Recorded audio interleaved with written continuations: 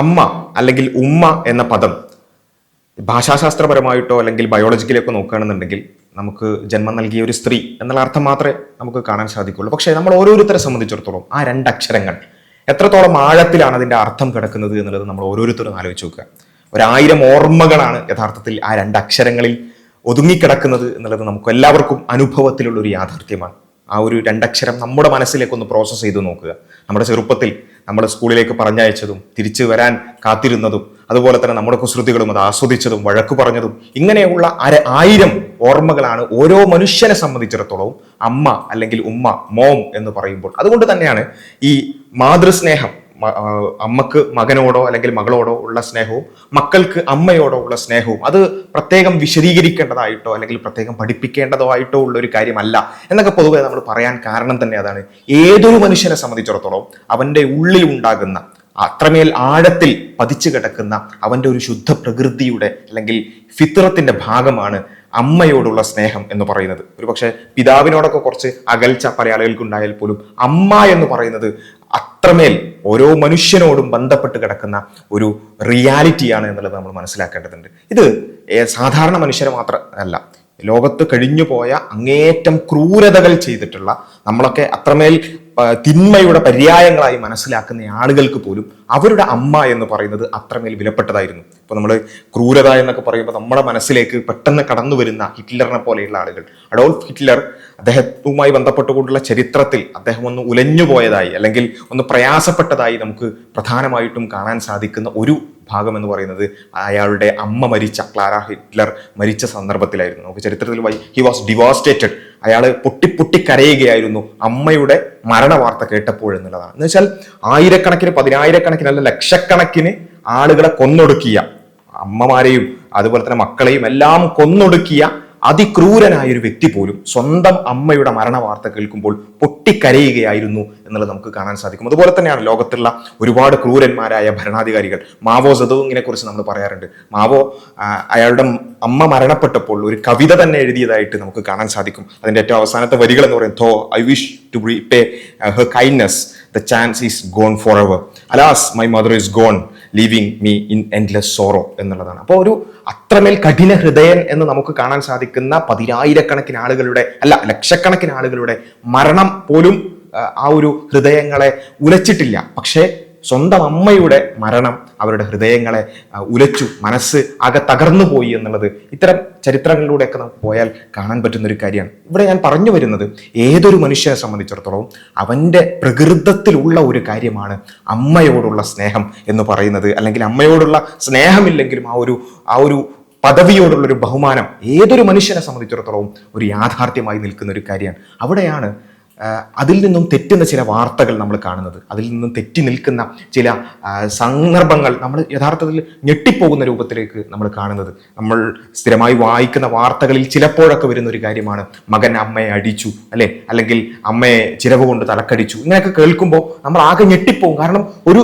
സാധാരണ മനുഷ്യന്റെ പ്രകൃതത്തോട് യോജിക്കുന്നതല്ല അത് എന്നുള്ളത് കൊണ്ടാണ് നമ്മൾ ഞെട്ടുന്നത്. ലോകത്ത് ഒരുപാട് അക്രമങ്ങൾ നടക്കുന്നുണ്ട്, പ്രശ്നങ്ങൾ നടക്കുന്നുണ്ട്. പക്ഷെ അമ്മയെ അങ്ങനെ ചെയ്യുകയോ സ്വന്തം അമ്മയെ അങ്ങനെ ചെയ്യുകയോ എന്ന് നമ്മൾ വീണ്ടും വീണ്ടും ഒന്ന് ആവർത്തിച്ച് ചോദിക്കും. കാരണം നമുക്കത് അക്സെപ്റ്റ് ചെയ്യാൻ പറ്റില്ല. പക്ഷെ അവിടെയാണ് നമ്മൾ ചില വാർത്തകൾ അല്ലെങ്കിൽ ചില സംസാരങ്ങൾ കേൾക്കുന്നത്.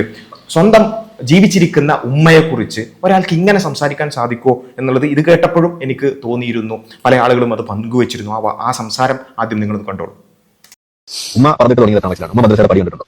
അതല്ലെങ്കിൽ ഇതുപോലെ ഇസ്ലാം എന്ന് പറയുന്ന സാധനം എന്നാ പഠിച്ചിട്ടുള്ളത്?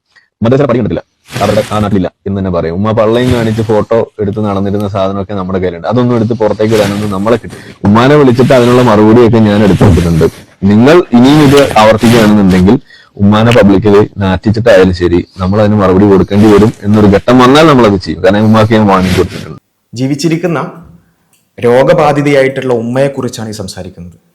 രോഗബാധിതയായ ഉമ്മയെ നോക്കേണ്ടത് ആകെയുള്ളൊരു മകനാണ്.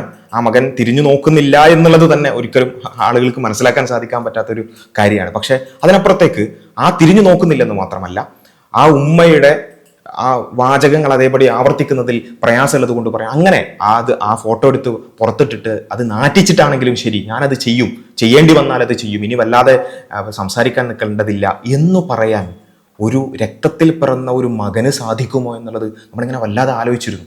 പക്ഷേ നമ്മൾ വിചാരിച്ചെന്താ വെച്ചാൽ ആയിക്കോട്ടെ, ഇത് ജീവിച്ചിരിക്കുമ്പോൾ അങ്ങോട്ടും ഇങ്ങോട്ടുള്ള കുറച്ച് തർക്കവും അല്ലെങ്കിൽ എന്തെങ്കിലും ഇഷ്ടക്കേടുകളും കൊണ്ട് ചിലപ്പോൾ ഒക്കെ സംഭവിക്കാമല്ലോ. നമ്മുടെയൊക്കെ ചില ആളുകളെയെങ്കിലും നമ്മൾ അങ്ങനെ കാണുന്നുണ്ട്. പക്ഷേ മരിക്കുമ്പോഴെങ്കിലും ആ ഉമ്മ മരണപ്പെടുന്നൊരു ദിവസം വരുമല്ലോ, മരിക്കുമ്പോഴെങ്കിലും ആ ഉമ്മയെ ചീത്ത പറയാതിരിക്കുമെന്നെങ്കിലും നമ്മൾ വിചാരിക്കുന്നില്ല. പക്ഷേ ഇന്നലെ ആ ഉമ്മ മരണപ്പെട്ടപ്പോൾ നമ്മൾ കേൾക്കുന്ന ഒരു വാർത്ത അല്ലെങ്കിൽ നമ്മൾ വായിക്കുന്ന ഒരു കാര്യം ഞാൻ വീണ്ടും വീണ്ടും ആവർത്തിച്ച് നോക്കുകയാണ്, അത് ശരി തന്നെയാണോ എന്നുള്ളത്.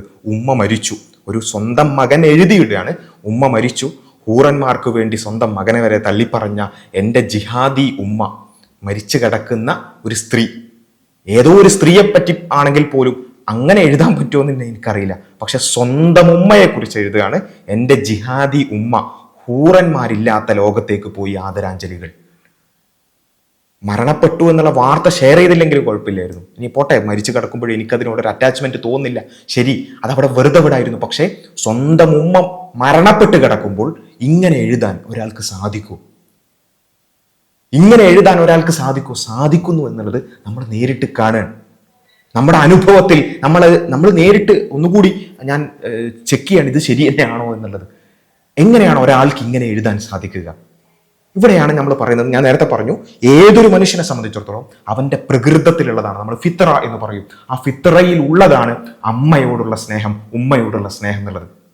പക്ഷേ മനുഷ്യനെ സംബന്ധിച്ചിടത്തോളം അവന്റെ ഉള്ളിലുള്ള ഇത്തരം നന്മകൾ, പ്രകൃതിപരമായി അവന് കിട്ടുന്ന നന്മകളും അവന് കൈമോശം വന്നു പോകാം. പല കാരണങ്ങൾ കൊണ്ട്, പല സാഹചര്യങ്ങൾ കൊണ്ടായിരിക്കാം, അല്ലെങ്കിൽ പല റീസൺസ് കൊണ്ടായിരിക്കാം. പക്ഷെ ആ പ്രകൃതത്തിൽ നിന്നും അവന് തെറ്റിപ്പോകാം. ഇതൊരു റിയാലിറ്റിയാണ് എന്നുള്ളത് നമ്മൾ മനസ്സിലാക്കുക. ഒരുപക്ഷെ ഈ സ്വന്തം ഉമ്മയുടെ മരണവാർത്ത ഈ രൂപത്തിൽ വൾഗറായി എന്ന് വെച്ചാൽ ഹൂറന്മാരില്ലാത്ത എന്നൊക്കെ പറഞ്ഞാൽ, അതായത് മുസ്ലിങ്ങളെ സംബന്ധിച്ചിടത്തോളം അവർ സ്വർഗത്തിൽ പോകും നന്നായി ജീവിച്ചാൽ, ഈ ലോകത്ത് നല്ല രീതിയിൽ ജീവിച്ചാൽ സ്വർഗത്തിൽ പോകുമെന്ന് വിശ്വസിക്കുന്ന ആളുകളാണ്. ആ സ്വർഗത്തിനെ സംബന്ധിച്ചിടത്തോളം ആ സ്വർഗത്തിൽ എന്തൊക്കെയുണ്ട്? അവന് വേണ്ടതെല്ലാം ഉണ്ട്. ഒരു മനുഷ്യനെ സംബന്ധിച്ചിടത്തോളം അവന് ആസ്വാദനമായിട്ടുള്ള എല്ലാമുണ്ട്, ഭക്ഷണമുണ്ട്. അതുപോലെ തന്നെ ഏറ്റവും പ്രധാനമായിട്ടും വിശ്വാസികളെ സംബന്ധിച്ചിടത്തോളം സ്വർഗത്തിലേക്ക് പോവുക എന്ന് പറയുമ്പോൾ അതിൽ അവരെ ഏറ്റവും കൂടുതൽ സ്ട്രൈക്ക് ചെയ്യുന്ന കാര്യം ലിഖാ റബ്ബി, സ്വന്തം എൻ്റെ രക്ഷിതാവിനെ കാണാൻ സാധിക്കുക, പടച്ചോനെ കാണാൻ സാധിക്കുക എന്നുള്ളതാണ് ഒരാളുടെ ഒരു അൾട്ടിമേറ്റ് ആയിട്ടുള്ള ഒരു ലക്ഷ്യമായിട്ട് സ്വർഗവുമായി ബന്ധപ്പെട്ടുകൊണ്ടുള്ളത്. അതിൻ്റെ ഭാഗമായിട്ട് അവിടെ എല്ലാ തരത്തിലുള്ള ആസ്വാദനങ്ങളും ഉണ്ട് എന്ന് പറയുന്നുണ്ട്. ആ ആസ്വാദനങ്ങളെ അതിൽപ്പെട്ട ഒന്നിനെ എന്ത് ചെയ്യാണ്? അതിനെ ട്വിസ്റ്റ് ചെയ്തിട്ടാണ് മരിച്ചു കിടക്കുന്ന ഉമ്മയെ ഈ സെക്ഷുവലൈസ് ചെയ്തുകൊണ്ട്, അത്തരത്തിലുള്ളൊരു ആഗ്രഹം എന്ന് പറഞ്ഞുകൊണ്ട് മരിച്ചു കിടക്കുന്ന ഒരു ശവശരീരം, ഒരു മയ്യത്ത്, ആ മയ്യത്തിനെയാണ് ഈ രൂപത്തിലേക്ക് പറഞ്ഞിട്ടുള്ളത്. ഒരു പക്ഷേ ആ സ്വന്തം ഉമ്മയുടെ മരണവാർത്ത ഷെയർ ചെയ്യുമ്പോൾ അതിന് ഹഹ ഇമോജി അല്ലെ കുമോജി നമ്മൾ പറയുന്ന ആ ഒരു ചിരിച്ചുകൊണ്ട് അതിനെ വരവേൽക്കുന്ന ഇങ്ങനെയുള്ള കുറച്ച് ആളുകളുടെ പ്രതികരണത്തിന് വേണ്ടിയായിരിക്കാം, അല്ലെങ്കിൽ ആ റീച്ചിന് വേണ്ടിയായിരിക്കാം ഈ മകൻ ഇങ്ങനെ ചെയ്യുന്നുണ്ടാവുക. ഉമ്മ മരിച്ചു എന്നുള്ള വാർത്തയെ വൾഗറായി ഷെയർ ചെയ്യുമ്പോൾ ഇങ്ങനെ കുറച്ച് ആൾക്കാർ ഇങ്ങനെ ചിരിക്കും. ആ ചിരിയൊക്കെ കണ്ട് ഞാൻ കുഴപ്പമില്ല, എനിക്ക് അങ്ങനെയുള്ളൊരു റീച്ച് കിട്ടുന്നുണ്ട് എന്ന നിലയ്ക്ക് ഈ കാട്ടാളന്മാരുടെ ചിരിക്കു വേണ്ടിയായിരിക്കാം, അല്ലെങ്കിൽ അതിനപ്പുറത്തേക്കുള്ള വല്ല റീച്ചിനും വേണ്ടി ആയിരിക്കാം ഒരു പക്ഷെ ഇങ്ങനെ ചെയ്യുന്നുണ്ടാവുക. എന്നാൽ പോലും ഒരു മനുഷ്യനും അക്സെപ്റ്റ് ചെയ്യാൻ പറ്റാത്ത, ഉൾക്കൊള്ളാൻ പറ്റാത്ത പ്രതികരണങ്ങൾ എങ്ങനെ വരുന്നു? ഞാൻ നേരത്തെ പറഞ്ഞു, പ്രകൃതം നന്മയിൽ, മനുഷ്യന് നന്മ എന്ന് പറയുന്ന ഒരു പ്രകൃതമുണ്ട്. ആ നന്മയിൽ നിന്നും തെറ്റിപ്പോകാനും മനുഷ്യന് സാധ്യതയുണ്ട്. അപ്പം ഇവിടെ ഒരു പക്ഷേ ചില ആളുകളൊക്കെ ചിന്തിക്കുന്നത് വെച്ചാൽ ഉമ്മക്ക് വേറെ ആദർശമാണ്, മകന് വേറെ ആദർശമാണ്. ഈ ആദർശങ്ങൾ തമ്മിലുള്ള വ്യത്യാസം കൊണ്ടായിരിക്കില്ലേ? യഥാർത്ഥത്തിൽ ആദർശങ്ങൾ തമ്മിലുള്ള വ്യത്യാസം എന്നുള്ളത് എല്ലാ കാലത്തും സംഭവിക്കുന്ന ഒരു കാര്യമാണ്. ഇപ്പോൾ ഞാൻ ഒരു ഉദാഹരണം ഇങ്ങനെ ഒന്ന് കണ്ടതുകൊണ്ട്, ഫേസ്ബുക്കിലൊക്കെ നമ്മൾ കാണുന്ന അബ്ദുറഹ്മാൻ വളാഞ്ചേരി എന്ന് പറയുന്ന ഒരു വ്യക്തി, അദ്ദേഹം മുമ്പ് ഉണ്ണികൃഷ്ണൻ എന്നായിരുന്നു അദ്ദേഹത്തിന്റെ പേര്. അയാൾ ആദ്യം ഹിന്ദുവായിരുന്നു, ഇപ്പോൾ ഇസ്ലാം മതം സ്വീകരിച്ചു. ആ ഇസ്ലാം മതം സ്വീകരിച്ചതിന് ശേഷം അദ്ദേഹം സ്ഥിരമായി അദ്ദേഹത്തിന്റെ ഫേസ്ബുക്കിൽ എഴുതാറുള്ളതും ഫോട്ടോകൾ പങ്കുവെക്കാറുള്ളതും അദ്ദേഹത്തിന്റെ അമ്മയുടെ ഫോട്ടോയാണ്, അല്ലെങ്കിൽ അമ്മയുടെ കുറിച്ചാണ് എഴുതാറുള്ളത്. അമ്മ ഇസ്ലാം സ്വീകരിച്ചിട്ടില്ലെങ്കിലും എൻ്റെ അമ്മ തന്നെയാണ്. ഒരുപാട് നാളുകൾക്ക് ശേഷം എൻ്റെ കൂടെ ബുള്ളറ്റിൽ വോട്ട് ചെയ്യാനുള്ള യാത്രയാണെന്ന് അമ്മയെ കൊണ്ട് വോട്ട് ചെയ്യിപ്പിക്കാൻ കൊണ്ടുപോകും. ഇത് നമ്മൾ കാണുന്ന ഒരു റിയാലിറ്റിയാണ്. സ്വന്തം അമ്മ എൻ്റെ ആദർശത്തിലല്ല, ഞാൻ തെറ്റാണെന്ന് വിശ്വസിക്കുന്ന ഒരു ആദർശത്തിലാണ് അമ്മ ഉള്ളത്. പക്ഷെ ആ അമ്മയെ എന്ത് ചെയ്യുന്നു? ആ രൂപത്തിൽ തന്നെ അമ്മയോടുള്ള എല്ലാ ബഹുമാനവും ആദരവുകളും കൊണ്ട് നടക്കുന്ന മക്കളെ നമ്മൾ കാണുകയാണ്. അപ്പൊ ആദർശ വ്യത്യാസം എന്നുള്ളത് ഇമാതിരി രൂപത്തിൽ പ്രതികരിക്കാനുള്ള ഒരു ന്യായമല്ല എന്നുള്ളത് നമുക്ക് എല്ലാവർക്കും അറിയാം. ഇവിടെ നമ്മൾ എന്തുകൊണ്ട് ഇവിടെ മൂല്യങ്ങൾ ആവശ്യമാണ്, അല്ലെങ്കിൽ മതത്തിന്റെ അധ്യാപനങ്ങൾ ആവശ്യമാണ് എന്നുള്ളതിന്റെ ഒരു ഉത്തരം കൂടിയാണിത്. ഞാൻ നേരത്തെ പറഞ്ഞതുപോലെ മനുഷ്യന് പ്രകൃതിപരമായി തന്നെ നന്മകൾ ഉണ്ടാകും. സാധാരണ പല ആളുകളും ചോദിക്കാറുണ്ട് ഈ കരുണ, ആർദ്രത, വിനയം, ഇങ്ങനെ അഹങ്കാരമില്ലായ്മ, ഇങ്ങനെയുള്ള കാര്യങ്ങളൊക്കെ എല്ലാ മനുഷ്യന്മാർക്കും ബേസിക്കലി തന്നെ പ്രകൃതിപരമായി തന്നെ ഉള്ളൊരു കാര്യമല്ലേ. പിന്നെ എന്തിനാണ് ഈ മതങ്ങളൊക്കെ അങ്ങനെയുള്ള നന്മകൾ, മൂല്യങ്ങൾ അതിങ്ങനെ വീണ്ടും വീണ്ടും പഠിപ്പിക്കുന്നത്? അതിന്റെ ആവശ്യമുണ്ടോ? അത് മനുഷ്യന്മാർക്കും സ്വാഭാവികമായി ഉണ്ടാവുന്ന ഒരു കാര്യമല്ലേ എന്ന് പല ആളുകളും ചോദിക്കാറുണ്ട്. അതിനുള്ള മറുപടിയാണിത്. ശരിയാണ്, മനുഷ്യന് പ്രകൃതിപരമായ വിനയവും വാത്സല്യവും അതുപോലെ തന്നെ കരുണയും നന്മയും അതേപോലെ തന്നെ മാതൃ സ്നേഹവും എല്ലാം ഉണ്ടാവും. അതേപോലെ തന്നെ മാതാവിനോടുള്ള സ്നേഹവും മക്കളോടുള്ള സ്നേഹവും ഒക്കെ ഉണ്ടാവും. പക്ഷേ ആ പ്രകൃതത്തിൽ നിന്നും മനുഷ്യന് ഒരുപക്ഷെ തെറ്റിപ്പോവുകയും ചെയ്യാം. അങ്ങനെ തെറ്റിപ്പോകുമ്പോൾ പല കാരണങ്ങൾ കൊണ്ട്, പല സാഹചര്യങ്ങൾ കൊണ്ട്, ചിലപ്പം ഭൗതികമായ പല കാരണങ്ങൾ കൊണ്ടായിരിക്കാം, ചിലപ്പോൾ ഈ പറഞ്ഞതുപോലെ റീച്ചിന് വേണ്ടിയായിരിക്കാം, അല്ലെങ്കിൽ ഏതെങ്കിലും ചില വർഗീയവാദികളുടെ കയ്യടിക്ക് വേണ്ടിയായിരിക്കാം, അങ്ങനെ പല കാരണങ്ങൾ കൊണ്ടായിരിക്കാം. ആ എന്ത് കാരണം കൊണ്ടാണെങ്കിലും ആ പ്രകൃതത്തിൽ നിന്നും അമ്മയോടുള്ള സ്നേഹം എന്ന എല്ലാവരും ഒരുപോലെ അംഗീകരിക്കുന്ന, എല്ലാവരും ഒരുപോലെ ഉൾക്കൊള്ളുന്ന ആ നന്മയിൽ നിന്നും മനുഷ്യൻ തെറ്റിപ്പോകാം പല കാരണങ്ങൾ കൊണ്ട്. അങ്ങനെ തെറ്റിപ്പോകുമ്പോൾ എന്തു വേണം? ആ ശരിയായ പ്രകൃതത്തിലേക്കും തിരിച്ചു പിടിക്കാൻ ധാർമ്മികമായ നിയമങ്ങളും അല്ലെങ്കിൽ അത്തരത്തിലുള്ള കൽപ്പനകളും ആവശ്യമാണ്. അതുകൊണ്ടാണ് ഇപ്പം വിശുദ്ധ ഖുർആനിൽ നമുക്ക് കാണാൻ സാധിക്കും 31-ാം അധ്യായം 15-ാമത്തെ ആയത്തിൽ. ഇതിന്റെ കാരണം, ഇതിന്റെ ഒരു കണ്ടക്സ്റ്റ് കൂടി നമ്മൾ മനസ്സിലാക്കണം. റസൂലുള്ളാഹി സ്വല്ലല്ലാഹു അലൈഹി വസല്ലം, മുഹമ്മദ് നബി ആ മക്കയിലേക്ക് പ്രബോധനവുമായി വരുന്നു. ഏകദൈവത്തെ മാത്രം ആരാധിക്കണമെന്ന് പറയുന്നു. അവിടെയുള്ള ഭൂരിപക്ഷം ആളുകളും അല്ലാത്ത ബഹുദൈവ വിശ്വാസികളായ ആളുകളായിരുന്നു. അതിൽ ചില ആളുകൾക്ക് ഈ ഏകദൈവ വിശ്വാസം എന്ന മുഹമ്മദ് നബി പഠിപ്പിച്ച ആ ഒരു കാര്യം ശരിയാണെന്ന് തോന്നുകയും അതിലേക്ക് കടന്നു വരികയും ചെയ്തു. പല ആളുകളും ഇസ്ലാമിലേക്ക് കടന്നു വന്നെങ്കിലും അവരുടെ മാതാപിതാക്കൾ ആരാണ്? ഇപ്പോഴും ഈ രൂപത്തിൽ ബഹുദൈവ വിശ്വാസികളായ ആളുകളാണ്.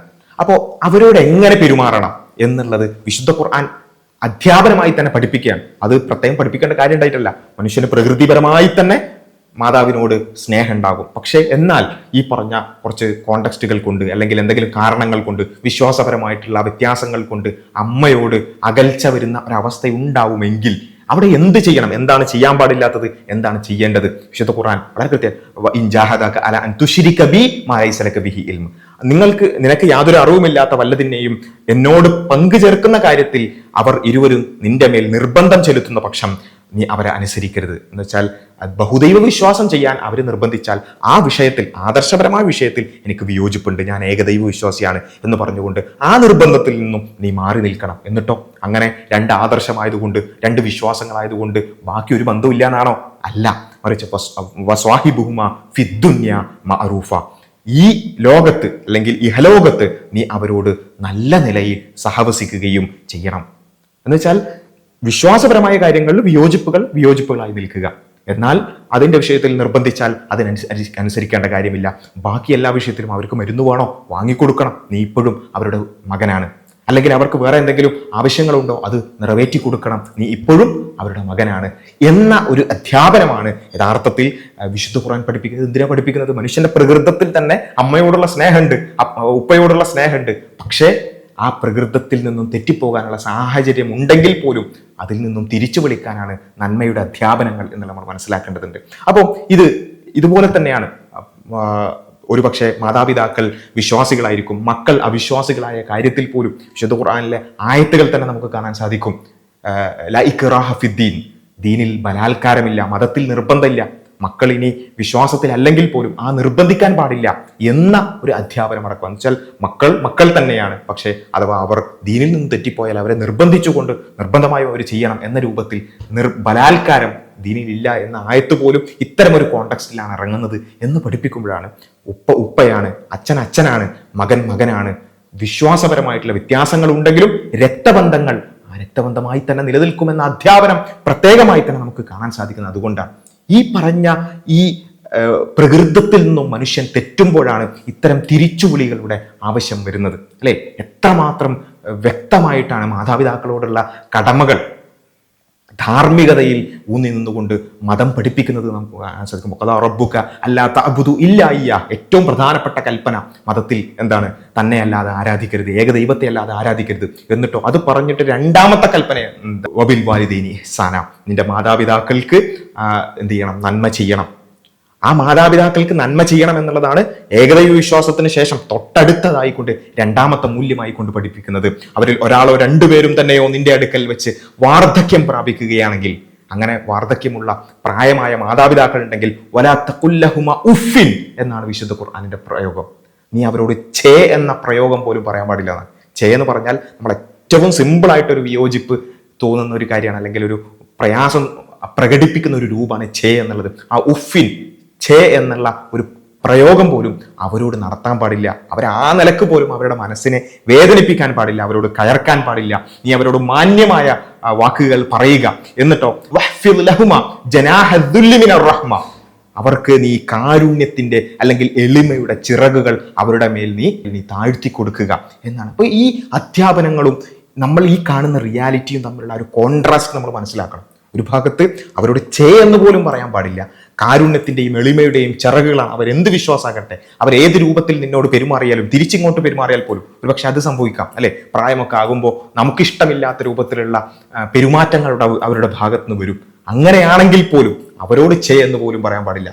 സാധാരണ രീതിയിൽ മക്കള് മാതാപിതാക്കളോട് ചെയ്യുന്ന പറയില്ലല്ലോ. പ്രായമായി ഒരുപക്ഷെ ഓർമ്മയൊക്കെ നശിച്ച് അവർ ആ രൂപത്തിലേക്കായാൽ പോലും തിരിച്ച് നമ്മളുടെ ഭാഗത്തുനിന്ന് അങ്ങനെയൊന്നും ഉണ്ടാകാൻ പാടില്ല എന്നാണ്.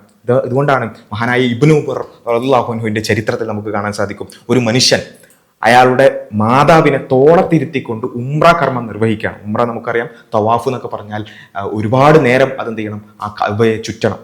അത് സ്വന്തം മാതാവിനെ തോളത്തിരുത്തിക്കൊണ്ട് ആ കഅബ ഇങ്ങനെ ചുറ്റുകയാണ്. എന്നിട്ടോ ഈ വ്യക്തി വന്ന് പറയുന്നുണ്ട്, ആ ഒരു ഒട്ടകത്തെ പോലെ, ഒരു അനുസരണയുള്ള ഒട്ടകത്തെ പോലെ ഞാൻ എൻ്റെ മാതാവിനെയും ചുമന്നുകൊണ്ട് നടന്നു. മാതാവ് നിർത്താൻ പറയുന്നിടത്ത് ഞാൻ നിർത്തും, മാതാവ് പറയുന്നത് പോലെ ഞാൻ കേട്ടു. ഇങ്ങനെ ഞാൻ ഉംറ കർമ്മം ചെയ്തു കൊടുത്തിട്ടുണ്ട്, എൻ്റെ മാതാവിന് ചെയ്തു കൊടുത്തിട്ടുണ്ട്. എൻ്റെ മാതാവിനോടുള്ള ആ കടമ ഞാൻ നിറവേറ്റി കഴിഞ്ഞോ എന്ന് മഹാനായ ഇബ്നു ഉമർ റളിയല്ലാഹു അൻഹുവിനോട് ചോദിക്കുമ്പോൾ ആ ഇബ്നു ഉമർ റളിയല്ലാഹു അൻഹു തിരിച്ചു പറയുന്നത് വെച്ചാൽ, ആ പ്രസവേദനയുടെ സമയത്ത് ആ ഉമ്മക്കുണ്ടായ ഒരു ഞരക്കത്തിന് പോലും പകരമായിട്ടില്ല എന്നാണ്. ഇതാണ് യഥാർത്ഥത്തിൽ മൂല്യം, മനുഷ്യനെ നന്മയിലേക്ക് നയിക്കുന്ന മൂല്യം ഇതാണ് അല്ലെ. ഈ ആയത്തിന്റെ തന്നെ തഫ്സീറിൽ നമുക്ക് കാണാൻ സാധിക്കും. ഇബ്നു അബ്ബാസ് റളിയല്ലാഹു അൻഹു പറയുന്നത്, മാതാപിതാക്കൾക്ക് നന്മ ചെയ്യൽ കൊണ്ടുള്ള ഉദ്ദേശം അവരോട് സ്നേഹവും ആർദ്രതയും കാണിക്കുക, മറുപടി പറയുമ്പോൾ പോലും ശബ്ദം കനപ്പിക്കാതിരിക്കുക, അവരെ തുറിച്ചു നോക്കാതിരിക്കുക, അവരോട് ശബ്ദം ഉയർത്താതിരിക്കുക എന്നുള്ളതൊക്കെയാണ്. മാതാവിന്റെ മുകളിലേക്ക് അല്ലെങ്കിൽ മാതാവിനോട് സംസാരിക്കുമ്പോൾ ശബ്ദം ഉയർത്താൻ പോലും പാടില്ല എന്നതടക്കം ഒരു മൂല്യമായി പഠിപ്പിക്കുന്ന മതം ഒരു ഭാഗത്ത് ഉണ്ടാകുമ്പോൾ, നമ്മൾ മറുഭാഗത്ത് കാണുമ്പോൾ മരിച്ചു കിടക്കുന്ന ഉമ്മയെ വളരെ വൾഗറായി ആ ഒരു മരണവാർത്ത അറിയിക്കുന്ന മകനെയാണ് നമ്മൾ മറുഭാഗത്ത് കാണുന്നത്. ഈ ഒരു കോൺട്രാസ്റ്റ് നമ്മൾ മനസ്സിലാക്കി. ഇതുകൊണ്ടാണ് നമ്മൾ പറയുന്നത്, ശരിയാണ്, മനുഷ്യന്റെ ഉള്ളിൽ നന്മയുണ്ട്, ഒരു ഫിത്രയുണ്ട്, ഒരു ശുദ്ധ പ്രകൃതിയുണ്ട്. ആ ശുദ്ധ പ്രകൃതി ഇങ്ങനെ പല കാരണങ്ങൾ കൊണ്ട് തെറ്റിപ്പോകുന്നുണ്ട്. ആ തെറ്റിപ്പോകുമ്പോൾ അവനെ തിരിച്ചു വിളിക്കാൻ ധാർമ്മികത ആവശ്യമാണ്, മൂല്യങ്ങൾ ആവശ്യമാണ്. ആ മൂല്യങ്ങളിലേക്കാണ് മതം മനുഷ്യനെ ക്ഷണിക്കുന്നത്. ആ മതത്തേക്ക് വിട്ടെറിഞ്ഞു പോകുമ്പോൾ ഇങ്ങനെ ഒരാൾ ചെയ്യുമ്പോൾ, ശരി, ഒരു നിരീശ്വരവാദി ഒരാൾ ചെയ്യുമ്പോൾ ഇങ്ങനെ സ്വന്തം ഉമ്മയുടെ മരണത്തെ ഈ രൂപത്തിൽ പിന്നെ ആളുകളോട് വിളിച്ചു പറയുമ്പോൾ പറ്റില്ല, ഇത് തെറ്റാണ് എന്ന് പറയാൻ എന്തെങ്കിലും ഒരു മാനദണ്ഡം അവിടെ ഉണ്ടോ? ഇല്ലാത്തതുകൊണ്ടാണല്ലോ ഇതൊക്കെ സംഭവിക്കുന്നത് അല്ലേ. ഇതിന്റെ അർത്ഥം വിശ്വാസികൾ ആരും ഒരു തെറ്റും ചെയ്യുന്നില്ല എന്നല്ല. വിശ്വാസികൾ തെറ്റ് ചെയ്യുന്നുണ്ട്, പക്ഷെ അവരുടെ വിശ്വാസം അവരെ തിരിച്ചു വിളിക്കാൻ പ്രാപ്തമാണ്. വിശ്വാസികൾ തെറ്റ് ചെയ്യുന്നുണ്ട്, പക്ഷെ മതം അതിൽ നിന്നും അവരെ തടയാൻ പ്രാപ്തമാണ്. പക്ഷേ നിരീശ്വരവാദികൾ ഇങ്ങനെയുള്ള ഓരോ കാര്യങ്ങൾ ചെയ്യുമ്പോൾ അതിനെ അവരെ തടയാൻ അവരുടെ നിരീശ്വരവാദത്തിന് പറ്റുന്നുണ്ടോ? ഇതാണ് നമ്മൾ അടിസ്ഥാനപരമായി പറഞ്ഞുകൊണ്ടിരിക്കുന്ന ഏറ്റവും പ്രധാനപ്പെട്ട ഒരു വിഷയം എന്ന് പറയുന്നത്. ഇത് നമ്മൾ മനസ്സിലാക്കുക എന്നുള്ളതാണ് ഈ ഒരു ഭാഗത്ത് പറയാനുള്ളത്. കൂടുതലൊന്നും പറയാനില്ല. ആ ഉമ്മക്ക് പടച്ച തമ്പുരാൻ സ്വർഗം നൽകി അനുഗ്രഹിക്കട്ടെ എന്ന് മാത്രമാണ് നമുക്കിപ്പോൾ പ്രാർത്ഥിക്കാനുള്ളത്. കാരണം ഇങ്ങനെയുള്ള ഒരു മകൻ, ആ മകൻ നിരീശ്വരവാദിയായി എന്നുള്ളത് മാത്രമല്ല, ഈ കേരളത്തിൽ ഹിന്ദുക്കളെയും മുസ്ലിങ്ങളെയും ക്രൈസ്തവരെയും പരസ്പരം തമ്മിൽ തല്ലിക്കുന്ന ഒരു സാമൂഹ്യ ദ്രോഹിയായി പോയി എൻ്റെ മകൻ എന്നുള്ള വേദനയോടുകൂടിയായിരുന്നു ആ ഉമ്മ ജീവിച്ചിരുന്നത്. അതിൻ്റെ വേദനയിൽ മകനോട് അകൽച്ച ആ ഉമ്മ തീർച്ചയായും കാണിച്ചിട്ടുണ്ട്. നാട്ടിന് ഉപദ്രവം ഉണ്ടാക്കുന്ന ഒരു മകൻ എൻ്റെ ഉദരത്തിൽ പറന്നുപോയല്ലോ എന്നുള്ള പ്രയാസം ആ ഉമ്മ പ്രകടിപ്പിച്ചിട്ടുണ്ട്. പക്ഷേ എന്നാൽ എന്ത് അഭിപ്രായം, ഇനി വളരെ ജെന്യൂനായൊരു എന്തെങ്കിലും പ്രശ്നം ചെയ്തു എന്ന് തന്നെ വിചാരിക്കുക, എന്നാൽ പോലും മരിച്ചു കിടക്കുന്ന ഉമ്മയെക്കുറിച്ച് ഇങ്ങനെ പറയാൻ ഒരു മകന് സാധിക്കുമോ എന്നുള്ള ചോദ്യം നമ്മളെല്ലാവരെയും അത്ഭുതപ്പെടുത്തിയ ഒരു കാര്യമാണ്. അങ്ങനെയും സാധിക്കുന്നവരുണ്ട്. പക്ഷേ അവരെ മൂല്യത്തിലേക്ക് തിരിച്ചു നടക്കാൻ അല്ലെങ്കിൽ തിരിച്ചു വിളിക്കാൻ അവിടെ മാനദണ്ഡങ്ങളില്ല എന്ന ഒരു തിരിച്ചറിവാണ് ഇത്തരം കാര്യങ്ങൾ നമുക്ക് നൽകുന്നത്. കൂടുതൽ കാര്യങ്ങൾ അറിയാനും പഠിക്കാനും ശ്രമിക്കുക. അസ്സലാമു അലൈക്കും വറഹ്മത്തുള്ളാഹി.